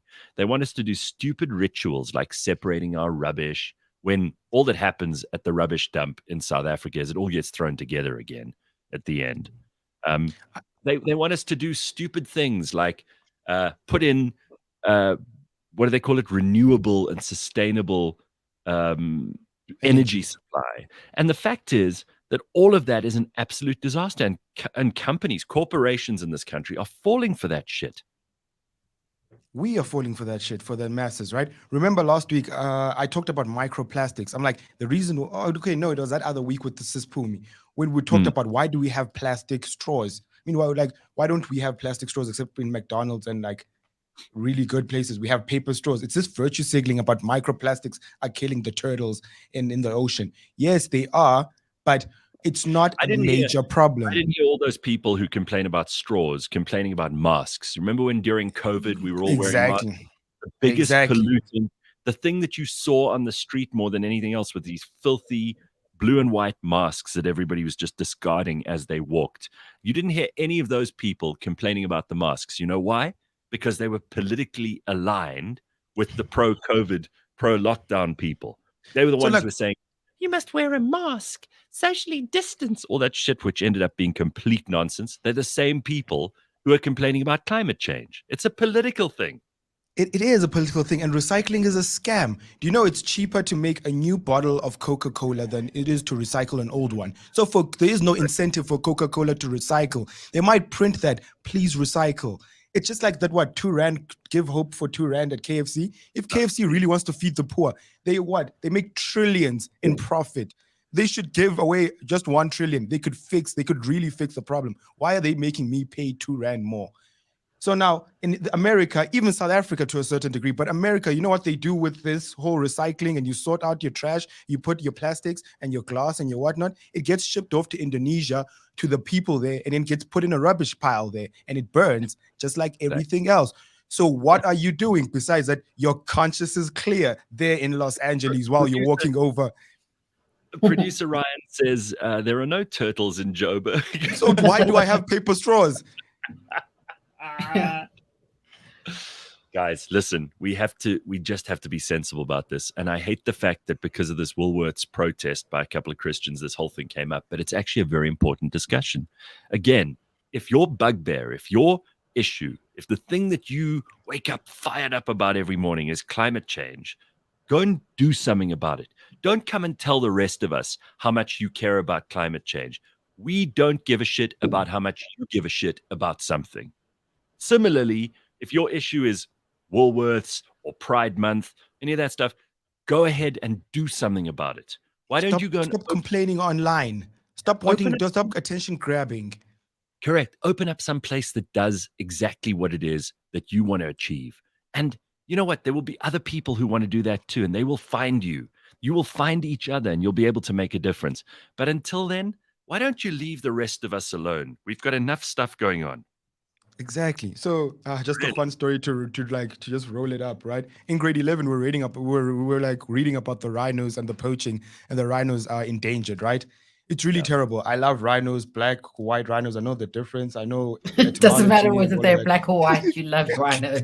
I just love all rhinos. All rhinos are the same to me. Right. So now they're poaching rhinos, and I remember just picking up my hand. It was a life science class. I'm like, so you guys want us to donate? It was $25 because these guys came and gave a speech at the hall. $25 for a band that I support the rhinos. Meanwhile, there's an actual endangered people called the Khoisan in South Africa that are actually, their language is being erased. The indigenous people of this country are being erased. Which problem is really bigger? The rhino, I've never seen a dinosaur. You don't hear me complain. I'm not saying we should kill all the rhinos. Yeah, we should protect them. But I'm just saying there are real problems out there. Prioritize. And protesting Woolies is not really fixing anything, honestly. I think that people are easily persuaded by a lot of stupid bullshit. I mean, I've got a video here I want to show you, which I think will make you smile. It's about these people who believe in color therapy. You know, these people who believe that someone's favorite color tells you everything about their personality. You know, they're those people, right? So yeah, I mean, you can wear certain colors to go with your skin tone, or you can decorate in certain colors to enhance your mood. Right. Over the years, we've even interviewed some of these people, and they've said to us, well, if you like yellow, it must mean you're this. If you like orange, it must mean this. So look at this guy. Now, this is some sort of highly qualified behavioral psychologist who spent years studying this stuff. And someone plays him a TikTok video about favorite colors. And look at his response. I just love how bland and unimpressed this guy is by all this. Let's see what nonsense is in store for today. Did you know that you can tell if someone's a good person based on their favorite color? Wait, what? No, you can't. So research has found that people's favorite color tells a lot about their personality and the psychology of their brain. Oh. Research does not show that at all. Boy, everyone's just going to start exposing all their friends and family. So if someone's favorite color is blue, scientists found that they are very loyal friends. They put Scientists find no such thing. Other people's needs before their own, and overall are very good people. If someone's favorite color is green, they are very hardworking and smart, but have a hard time trusting people, and can tend to be a very jealous person. Well, Absolute nonsense. Don't got any green on. I guess it's a good thing. So if your favorite color is pink, they are very loving and compassionate people and are very dependable. If someone's Absolute nonsense. favorite color is red, they're natural born leaders and like to be the center of attention. But people Still more nonsense. tend to respect them a lot more than the average person. If someone's It's said that Hitler's favorite color was red. favorite color is purple, they like to help people and are very creative. But Nonsense. sadly can sometimes be very difficult to deal with. Dude, I'm gonna go ask all my friends what their favorite color is. Yeah, I'm going to go ask all my friends what their favorite color is as well, because obviously, doctorate in behavioral psychology isn't good enough. I should just check TikTok next time I want to do a behavioral profile on someone, find out what their favorite color is, and Bob's your uncle. This kind of nonsense is just that. It's nonsense. Color psychology isn't real. Well, this isn't real. So, no, rubbish.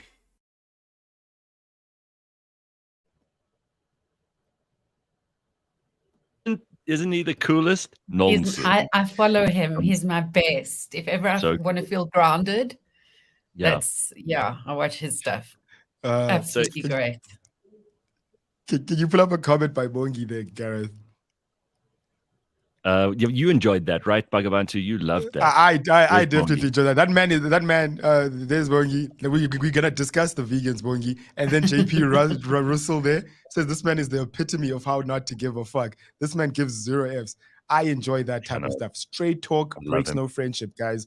People should stop thinking so. With the vegans, they're trying to save all the animals, right? Do you know how much Beyond Burger does to the environment that you're trying to save? We're not going to this go whole down that road now. But we're not going to go down that road. Like there isn't time today, but I hear you. This guy is just the coolest thing because what he's doing is he's actually in real time taking stupid TikToks from, and I guarantee you that TikTok with the color therapy thing has got more hits than he does. Yes, and he takes it because people will believe anything, right? And he takes that, he destroys it. Makes an absolute mockery. When he is interested in a subject, he's incredibly fascinating to listen to and watch when it is something of substance. So, I mean, that's not all he does. He does get interested at points as well. He's great. I love him, though. Now I've got to follow him, too. He seems like the kind of guy. I can't follow him. I don't do TikTok, China, and whatnot. China. He's probably on the others as well. He's on all of them, yeah. But no, man. Like people are what do you call it? They're anti-knowledge, they're anti-intelligence. People care about how they feel. People want to know, Gareth is wearing yellow today, so he must be happy. It must be a ray of sunshine. They want a shortcut. They want to be smart. They want to be informed.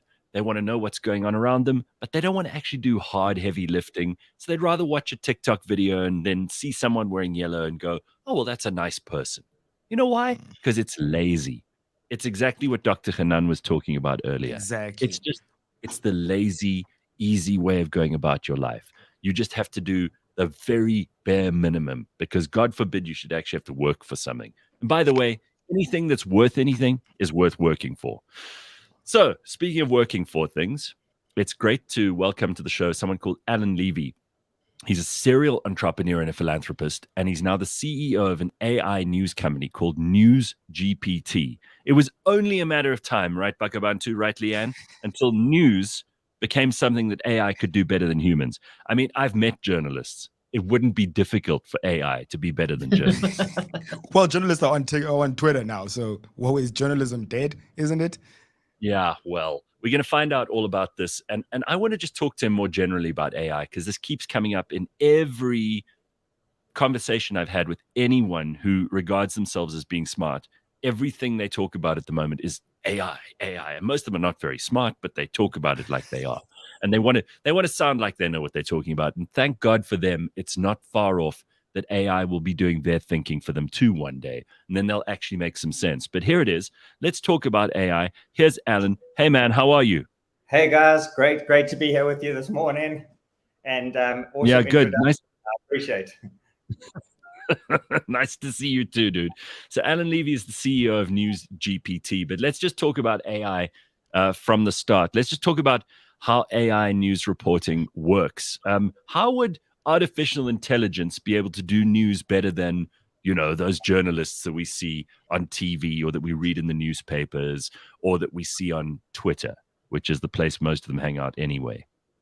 Yeah, so super interesting question. And I want to start by asking you guys a question back, which is, do you trust the news as it is?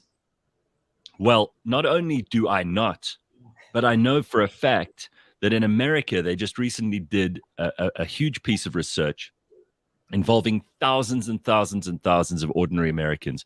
Apparently, less than 20% of people in America even believe the news anymore. Okay, so Gareth, you stole my thunder a little bit, because that's exactly what I was going to say. The survey was very, very broad-based, and it asked the question in a pretty dramatic way, which is, do you believe the news? And you're absolutely right. Over 80% of the people said they have no faith and zero trust in the news. And the only people who did were like people who are in their 80s and are about to die and used to watch, what's his name? The guy who announced the Kennedy assassination. But I mean, it goes beyond that. You can trust a journalist, but where is that journalist getting their news from? Who is their source? And in South Africa, the source is most likely someone in government. So yes, they may be reporting the actual truth of the thing that came out of the government representative's mouth. And that's fine, job done. But what is government doing? And they're abusing media in that way. So, there's an interesting quote, and the interesting quote is by Mark Twain. It was written in 1850. And he said that if you don't read the newspaper, you're uninformed. But if you do read the newspaper, you're misinformed. And I think that even today, that still holds true. There's not much choice or much option besides for watching the mainstream news channels that we've got. And yet we don't trust it. So it makes this enormous gap. And the reason that we don't trust it is exactly what you touched on. The reason we don't trust it is that there's political agenda, there's bias, there's human emotions. So the thesis is that an AI or a bot without emotions, without bias, can come in and create a news story. So we're nowhere near there yet, but that is definitely the target and the North Star that we're aiming for. All right, so how would you go about doing this? Because again, for AI to work, you have to have the right inputs. And who's to say that AI would necessarily have better inputs than a human journalist?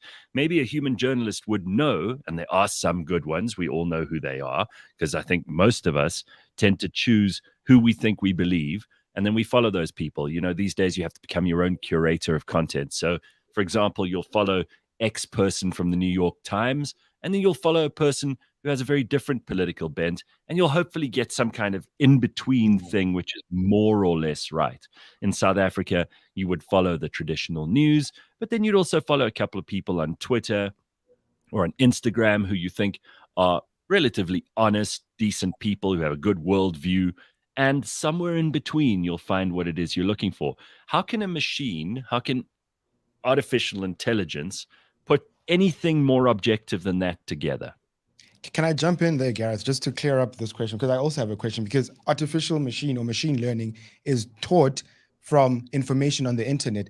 And you have just said the information is not accurate, it's biased. So how does this machine discern this thing? Because there's also like these bots that have been put on the internet for like 30 minutes, and by the end of that 30 minutes, they start out as neutral and they end up being racist or blunt. So yeah, over to you, sir. Okay, so again, those are great questions, and it's super interesting to start from the point of view of what actually is AI. And AI is artificial intelligence, and it's actually, the goal is a simulation of human intelligence. But what you said is, as a human being, we take a couple of journalists that we believe, a couple of articles from Twitter, a couple of articles from the internet, and we try and take that information, correlate it, and distill it into something that we believe. Now, what AI can do is exactly that, but instead of taking 2 or 3 articles, it can take tens of thousands or hundreds of thousands of articles, read them all simultaneously, take the information and distill it into a story. So it's reading the extreme left, it's reading the extreme right, it's reading the middle, it's reading every Twitter feed, every social media post, every academic journal, every medical journal, and taking that information and distilling it into a story. So as much as you and I or anyone we know try to do that, it's impossible just because of the sheer volume of information. So the thesis is that the more information we give AI, the closer it can be to an objective reality. As I say, we're not there yet, but if you think of a real world example, if you think of something like the war in Ukraine, which is something that people talk about a lot, depending on which news channel you're watching, you get in a very, very different story. Now, yeah, that there was a drone flying over Ukraine. Maybe you believe it, maybe you don't, maybe you can do your own research. But if there's 500,000 people who put in a picture of that up on their Instagram, it definitely happened. And if no one's put in a picture of that on their Instagram, it definitely didn't happen. And AI can take the stories from both sides, draw from people's social media, draw from the real media, and make a distilled version of that story. So it's definitely not perfect. It's definitely better than the news media and reporting that we've got at the moment. Well, Hardy Dave says it's not good that the AI eats from the trough of online misinformation. When the AI can spot a liar, things will get interesting. And of course, no one is prepared to build an AI that spots a liar, because that won't be a very popular app, will it? So I'm not 100% sure if that is or isn't possible. The future is basically, I'm going to give you guys a great example, kind of a low stakes example. Go on. Manchester United soccer, and I'm watching a Manchester United soccer game, and I see that outside the penalty box there's a tackle and a penalty is awarded against my team. Immediately, because of my bias, I say the ref's an idiot, he doesn't know what he's talking about, it was an unfair penalty. But we go VAR. Exactly. Imagine an AI could analyze that and give the truth. It's watched every single soccer game since the beginning of time. It knows the rules of soccer. It knows exactly where the penalty box is down to the millimeter. It will give me an unbiased viewpoint of that event. Even if it's a viewpoint that I don't necessarily agree with, it'll definitely give me the unbiased viewpoint. So as human beings, we like to think of ourselves as unbiased, or we like to think of ourselves as being able to give a factual story. But inherent in us is bias, and we can't get rid of that. One way to minimize that is to distill tons of information. I'm sure that I'm talking to you guys now from America, and I'm sure the same discussions were happening in South Africa. During COVID, we were inundated with information, and you almost backward engineer that information to what you wanted to believe. Yeah. Yeah. Okay. That's it. Imagine an AI was taking that and analyzing it, not only from a news story point of view, but drawing on every medical archive that ever existed, pull in the information and making sure that what we're being told was true. That's definitely a step in the right direction. So, at newsgpt.ai, our company, we program in our learning models to take information not only from the news and the mainstream media, not only from Twitter, not only from social media, but from academic journals and from archives, to pull the information to actually fact check and see if we can give a better product. And so far, it seems to be headed in the right direction. Look, I think this is fascinating. I also think Leanne should ask a few more questions, because she's actually the only journalist among us, and she probably will bring a few more cautious and maybe I don't want to say that she would be reticent to see AI take over in a world of journalism, but there are probably a few concerns that she might have that the rest of us wouldn't. Am I right, Leanne? I mean, you studied this stuff. Absolutely. I mean, I obviously have a keen interest in what AI can offer in terms of the world of journalism. But for me, the big downfall is, yes, it can data scrape, let's use that word, from a number of sources. It can look at every medical journal. It can look at the history and things that have been said already and done. However, it doesn't look to the future unless the internet has written about the future or has something about the future written on it.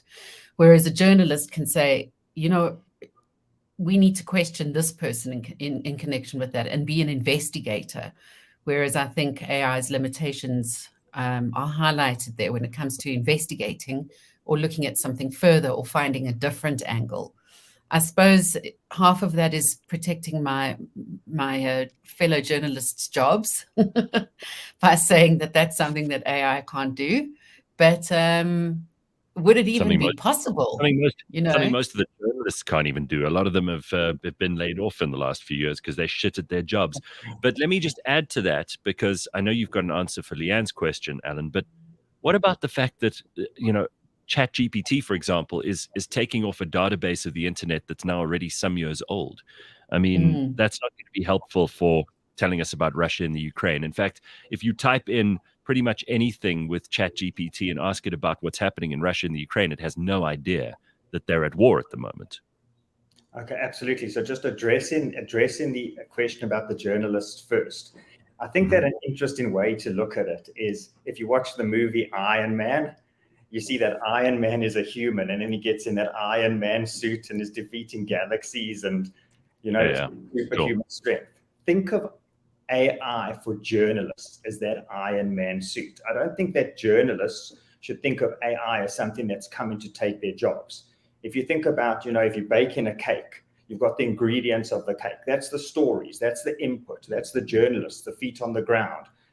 And AI is never going to be able to go to a hospital and interview a mother that's just given birth or look into a child's eyes. That's the ingredients. What it can do is put those ingredients together into a cake that's unbelievably delicious. Now, not only take your viewpoint and 1,000 other journalists' viewpoint, but it can take tens or hundreds of thousands of journalists, all speaking different languages, all with different viewpoints, all with different views of the world, and put it into a coherent story. So I think it's up to us. We've got a huge responsibility for AI and journalists to work together.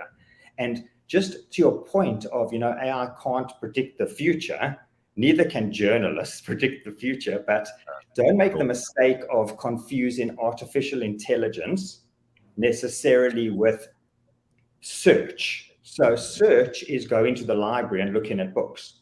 Artificial intelligence is actually reading, understanding those books. It can draw conclusions, it can come to conclusions. So it's very, very interesting now. There's a very good point in history where journalists, the role is going to have to change or will adapt or will evolve. Journalists aren't going to be gone, but the role is going to evolve from information collectors to information providers. Isn't it also about who controls the AI, who codes the AI, who tells it what to do? Because that person is still the master of news. So, for example, a lot of people are bitching and moaning now that Elon Musk is in charge of Twitter, and suddenly Twitter's become this terrible place of prejudice and bigotry and right-wingness. And suddenly the thing that they loved just a few months ago is now a terrible thing because the guy at the top has decided he wants to put certain things into the priority list. That is true in some sense. I mean, if, for example, someone with really bad intentions ends up being the one who gets to decide how to program something, they will program bias into that thing. So that's what I wanted to ask, Gareth. Who's regulating this AI? Fine, it's mimicking human intelligence. Regulating means that you want to get government involved. No, not in that sense. But like, who's overseeing this? Who is this overlord that is controlling this AI? That is telling what this AI? Fine, it's sourcing all this information and distilling it. But who is controlling the? What do you call it? The like, okay, fine, you've distilled this water, but who's controlling the product that's actually going to the masses? And how can we trust the person who's doing that? So, Alan, that's actually hitting the nail on the head, and that's the $1 million or $10 million question. Is in our company, and if you go onto our website, if the viewers kind of go onto newsgpt.ai, you will see that at the bottom of every story we've got a little tiny survey, a smiley face, a medium face, and a sad face. It says, do you think the story is biased, neutral, or unbiased? We are coding our machine learning, and we are saying to it, gather all the information and correlate it and try and give the best version of the story. And the readers then vote on that story, and the AI actually learns what's happening. So what's happening in our company, at least, is that people have always been passive viewers and consumers of the news. We watch the news and we believe what it said. AI changes that, or at least has the ability to change that. In an ethical company, what will happen is the learning models will actually incorporate the viewer's viewpoints. So if thousands or tens of thousands of people are coming onto the website and voting that a story is biased, the AI actually learns that. The question that you asked is who controls the AI? It will be in the hands of private companies. So people need to start looking at which companies can be trusted. We are trying to code our AI, and our North Star is to keep it absolutely unbiased. Like I said in the example with Manchester United in the soccer game, even if it's an outcome I don't necessarily like or agree with, I'm going to have to live with it. It's very, very difficult to take that stance, but we've taken the stance that it's better to provide a true, real news story, even if it's a viewpoint we don't agree with, than interfere in the AI models. But at the end of the day, it is a centralized model, and the AI is controlled by people. So it's up to kind of the viewers, it's up to the consumers of news to go and vote. But hang on, because, and I hate to be the devil's advocate in this situation, but somebody has to be, right? Alan, human beings don't know what they want. Most of the time, people don't know. No, seriously, this is a big problem. Yeah. People actually don't know what they want until they've got it, and then they kind of go, I'm not sure if I want this or not. Like, the last thing you can trust is human intuition. I absolutely agree. So at the moment, what's happening is that we code in the AI models to draw from as many sources as humanly possible. And it's actually super interesting what the AI does, because in the beginning, we said to, for example, get the sports from the news channels. The AI then said to us, you shouldn't be getting the sports from the news channels. You should be getting it from a channel called ESPN. We didn't code it. The AI then came back to us and said, I made a mistake. You shouldn't be getting it from ESPN. You should be getting it from the sports events itself. Very, very strange. And it was a very strange moment for all of us. I'm going to use the word, maybe even a creepy moment for all of us, because the AI, we didn't tell us what sports were. So how did it know, A, what sports were, B, where to get the information, B, see that there's live sports events. So if you code in the AI correctly, what you're hoping will happen is the AI will start thinking for itself. And it will eventually give you smarter answers than you thought possible. But again, your inputs could be a problem here, because Russia could send an entire bot farm over to your business. They could get onto your site and start voting for, like, the Ukraine is bad. Ukraine is bad stories. And then suddenly it gets weighted that, oh no, well, we've had 5,000 people, like all these people who use YouTube hits as their measure of whether the advertising campaign has worked or not. And a bot farm has gone and engaged 5,000 times. So it looks like all the people who come to your site are anti-Ukraine. Meanwhile, it's just bots. You can manipulate this any way you like if you have nefarious intentions. Sure. Can I jump in? Can I jump in? Devil's advocate for the devil's advocate. No. So no, what he's trying to say, Gareth, is that it is the best tool we have, and we are working on it. And we are aiming for unbiased news, and we are sourcing from the largest amount of research and sources, and somewhere in the middle, which is, do you prefer an opinion from 10 people or 5 million people? I'm not expecting Alan to develop the only unbiased news service in history, because it would be if he got it right. Every news service is biased in some way, shape, or form, and I think we all expect that.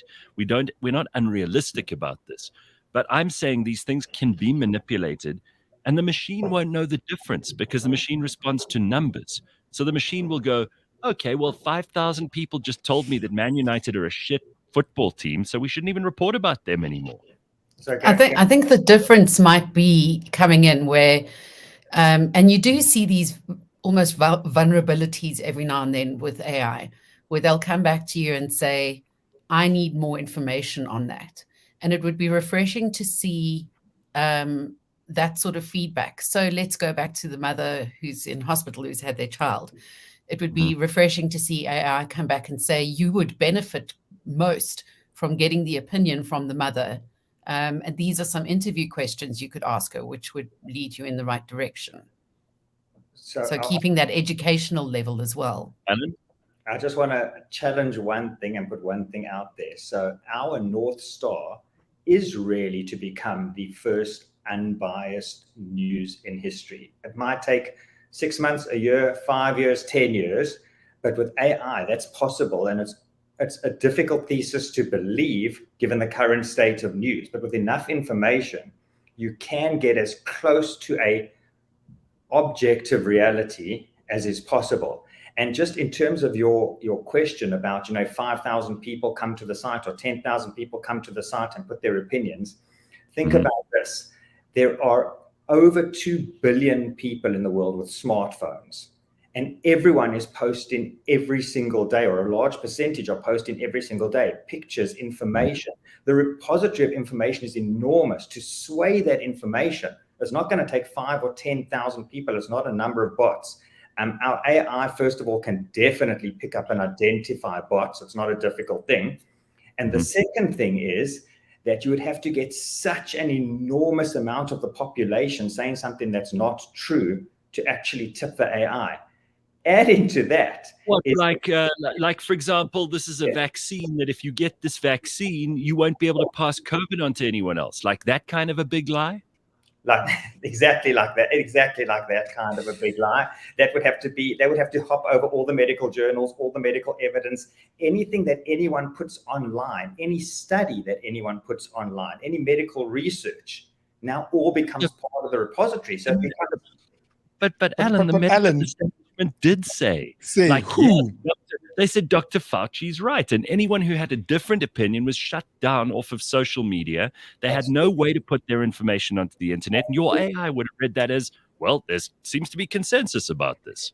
Exactly. So, Alan, let's take the objective information that you're talking about, like the WHO, who are the biggest medical repository of information out there. If your AI reported on that, it would have reported that the vaccine is safe. That's based on the information that was given by the media, what you guys aren't considering. And remember, AI didn't exist in the format that it exists 6 months ago. It doesn't exist in the format it's doubling power every 3 months. It's a very hard thing to conceptualize, okay? But again, you guys are thinking about it, and it's a huge quantum leap to try and change it. You guys are thinking about it as a search engine. It's not a search engine, okay? It's artificial intelligence. So you were smart enough to figure out that the information that you were given might not have been the truth.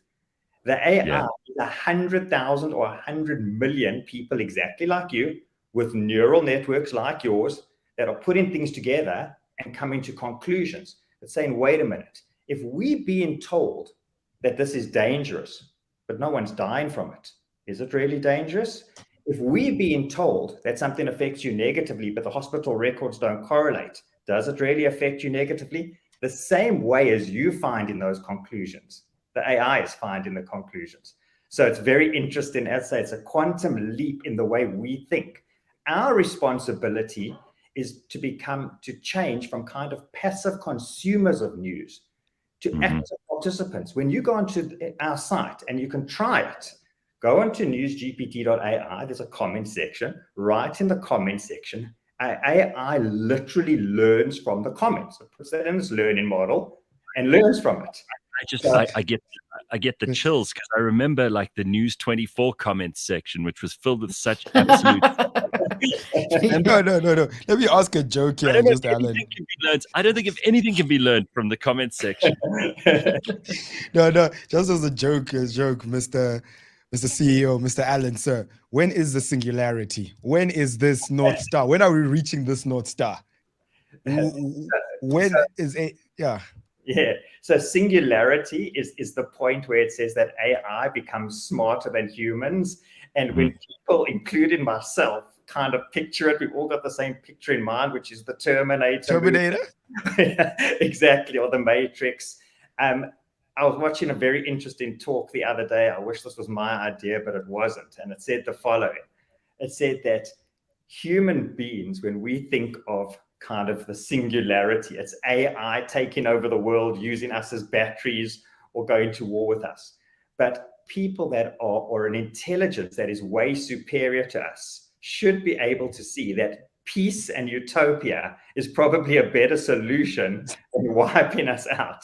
So before we get to singularity, like in the Terminator, we would probably get to a situation where AI is helping us solve a lot of the famine, a lot of the hunger, a lot of the diseases, a lot of the education challenges that we have now. But unfortunately, that doesn't make a great Hollywood movie, because no one's going to watch a movie about AI helping humans make the world a better place. Well, that's fair enough. But anyone with the end goal of utopia makes me extremely nervous, even if it's a machine. Because Stalin thought he was chasing utopia. Hitler thought he was chasing utopia. Chairman Mao in China thought he was chasing utopia. And we know how many bodies piled up in their attempt to get that right.